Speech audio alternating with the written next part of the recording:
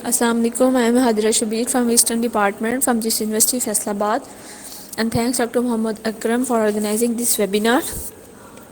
آج ہم لوگ بات کریں گے ریسپیریٹری فیلئر کے بارے میں. ریسپیریٹری فیلئر میں جو ہے وہ یہ دو طرح کا ہوتا ہے، ایک ٹائپ 1 اور ایک ٹائپ 2.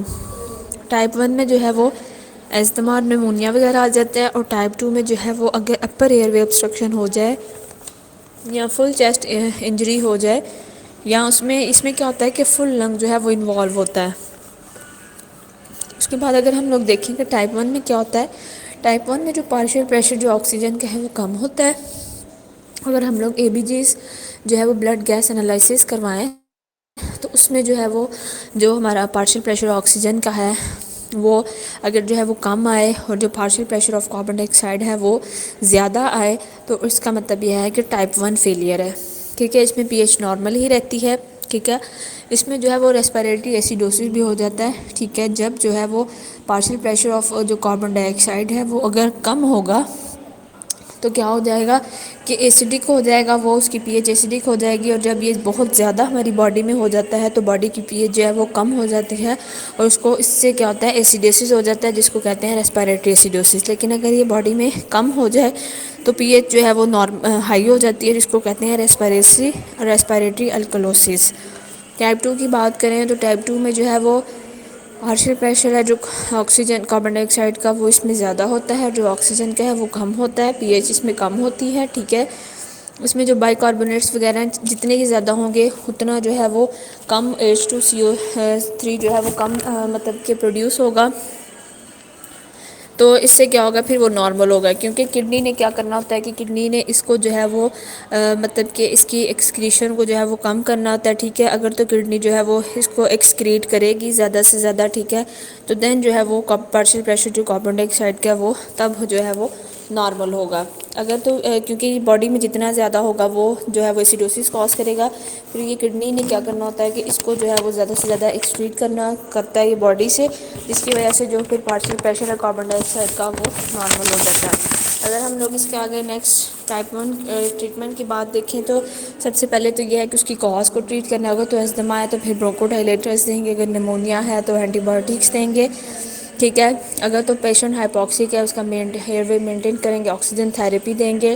اگر تو وہ ٹریٹ نہیں ہوتا مینس کہ ہائپوکسیا وہ ورس کر رہا ہے، ٹھیک ہے، اس کی وجہ سے پیشنٹ سائنوسس میں بھی ہو سکتا ہے، مطلب پیشنٹ جو ہے وہ اس کا کلر جو ہے وہ بلو ہو جائے گا. ٹھیک ہے، اگر کاربن ڈائی آکسائڈ زیادہ ہوگی تب سائنوسس ہوگا. ٹھیک ہے، دین پیشنٹ کو جو ہے وہ میکینیکل وینٹیلیشن پہ جو ہے وہ شفٹ کیا جاتا ہے. ٹائپ 2 ریسپیریٹری فیلئر میں جو ہے اس میں بھی ایئر وے کو مینٹین کیا جاتا ہے. ٹھیک ہے، اگر تو مطلب کسی بچے نے جو ہے وہ گلے میں کوئی چیز وغیرہ مطلب پنس کیا ہے، کوئی بھی obstruction ہو تو پھر کیا ہوگا، ٹریکیا میں obstruction ہوگی. ٹھیک ہے، دین کیا ہوگا کہ آکسیجن سپلائی جو ہے وہ دونوں لنگس کی طرف جو ہے وہ رک جاتی ہے. اس کے لیے ہم لوگ جو ہے وہ ایک تو چیسٹ ایکس رے کروائیں گے تاکہ فارن باڈی جو ہے وہ اس کو اسکین کیا جائے، وہ اس میں دیکھی جائے گی. دین اگر اس کے بعد یہ ہے کہ ہم لوگ اس کے لیے جو ہے ہیملک کرتے ہیں. اس میں کیا کرتے ہیں کہ ابڈومینل تھرسٹ دیتے ہیں. ٹھیک ہے، پھر فوراً جو ہے وہ ابڈومینل تھرسٹ جب دیں گے تو فوراً جو چیز ہے فوراً پارٹیکل ہے وہ باہر نکل آئے گا. ٹھیک ہے، اگر تو چھوٹا بچہ ہے تو پھر جو ہے وہ پیچھے سے اس کو جو مطلب مارتے ہیں. ٹھیک ہے، اگر تو پھر نہ مطلب اس طرح ہو تو پھر جو ہے وہ ایمرجنسی ٹریکیوسمی کی جاتی ہے. ٹھیک ہے، اس کے بعد اگر پیشنٹ جو ہے وہ کرونک فیلئر کے ساتھ آ گیا ہے، ٹھیک ہے، تو اس میں یہ ہے کہ موسٹلی جو ہے اس میں ہم لوگ اے بی جیز ٹیسٹ کروائیں گے. اس کی یا تو آکسی میٹر سے اس کا جو ہے پلس آکسی میٹر سے دیکھیں گے، اس کی سیچوریشن دیکھیں گے. ٹھیک ہے، 60% آکسیجن جو ہے وہ دیں گے بائی دی ماسک. ٹھیک ہے، اس طرح جو کرونک فیلئر کے پیشنٹ ہوتے ہیں ان کو بھی جو ہے وہ سم ٹائم کیا ہوتا ہے کہ کچھ کرونک فیلئر جیسے کہ موسٹلی کیا ہوتا ہے کہ موسٹلی پیشنٹس کا جو ہے وہ بی پی اگر زیادہ بھی ہائی ہو لیکن ان کی کنڈیشن جو ہے وہ نارمل ہوتی ہے، کیونکہ ان کی باڈی کو اتنی مطلب وہ ان کی عادت ہو گئی ہوتی ہے. اسی طرح کیا ہوتا ہے کہ کرونک فیلئر کے پیشنٹس میں ان کو بھی جو ہے وہ بیئر کرنے کی عادت ہو جاتی ہے. اگر ان پیشنٹس میں جو 60% آکسیجن دینی شروع کریں گے فوراً ہی تو مسئلہ ہوگا. اس لیے جو ہے وہ ان کی اگر تو وہ کنڈیشن ان مریض جو پیشنٹس ہیں ان میں فوراً جو ہے وہ ہائپوکسیا کو جو ہے وہ آہستہ آہستہ ٹریٹ کیا جائے گا. اگر تو فوراً ہی ان کو 60% آکسیجن دی جائے گی تو وہ مسئلہ کریٹ کر سکتی ہے. ٹھیک ہے، اگر تو ویزیز وغیرہ ہیں ٹھیک ہے، جیسے کہ کیوٹ استما میں ہو جاتا ہے، اس میں ہم لوگ جو ہے وہ برونکو ڈائلیٹرس دیں گے ٹھیک ہے، نیموتھاریکس ہے مطلب کہ ٹریکیا شفٹ ہو گیا، دین چیسٹ ایکس رے کیا جائے گا، اگر تو سمپل پرابلم ہے تو پھر تو صرف آکسیجن دی جائے گی، اگر پیشنٹ نے نارکوٹکس لے لی ہے، ریسپیریٹری ان کی ڈرائیو جو ہے وہ ڈسٹرب ہوگی ہے تو دین پیشنٹس کو جو ہے وہ فوراً جو ہے وہ وینٹیلیشن پر جو ہے وہ شفٹ کیا جاتا ہے۔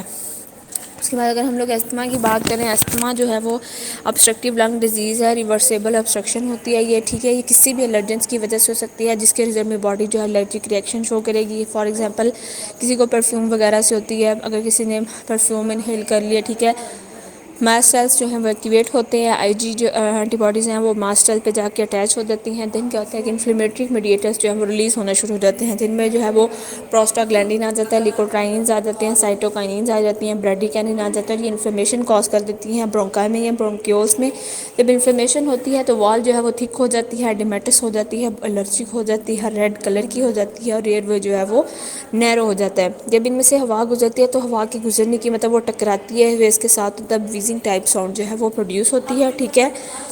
تو اس کے بعد جو ہے وہ جب بھی پیشنٹ انسپائر ایکسپائریشن کرے گا تو ویزنگ ساؤنڈ جو ہے وہ سنائی دے گی۔ پریسیپیٹنس کی بات کریں اگر تو کلاسیکل ہے، مطلب کہ یہ ایئر بورن الرجنس بھی ہو سکتے ہیں، کسی پالوٹنٹ کی وجہ سے بھی ہو سکتی ہیں، یا اگر پیشنٹ جو ہے وہ ایکسرسائز مطلب اگر کولڈ ویدر میں ایکسرسائز سے بھی جو ہے وہ یہ بھی ان کا جو ہے وہ ایک طرح سے الرجنس کا کاز بن سکتا ہے، کوئی انفیکشن ہو سکتا ہے۔ فارمولوجیکل میں دیکھیں تو کوئی ڈرگ اگر پیشنٹ نے کوئی ایسی ڈرگ لے لی ہے ٹھیک ہے، اس سے اس کو استھما اٹیک ہو سکتا ہے، جیسا کہ کچھ کو جو ہے وہ اسپائرین یا NSAIDs لینے سے بھی جو ہے یہ ان کا ٹریگر کر جاتا ہے۔